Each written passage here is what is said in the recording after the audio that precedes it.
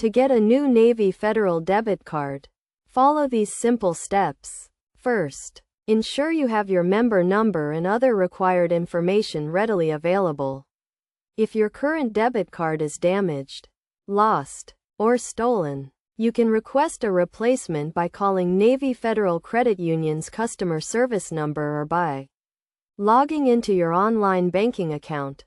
To request a new debit card through the Navy Federal website, start by navigating to the official Navy Federal Credit Union website and logging into your online banking account using your username and password.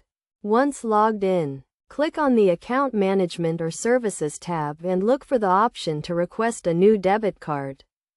If you prefer to request a new debit card over the phone, call Navy Federal's customer service number and follow the automated prompts to speak with a representative. Let them know that you need a new debit card and provide the required information to verify your identity. You can also visit a Navy Federal branch in person to request a new debit card. Bring a valid government-issued ID and your member number to facilitate the process. The representative will guide you through the application and provide you with a new debit card. In all cases, you will need to provide your member number, account information, and other identifying details to verify your identity and ensure the security of your account. Once your request is processed, your new debit card will be mailed to you, usually within a few business days.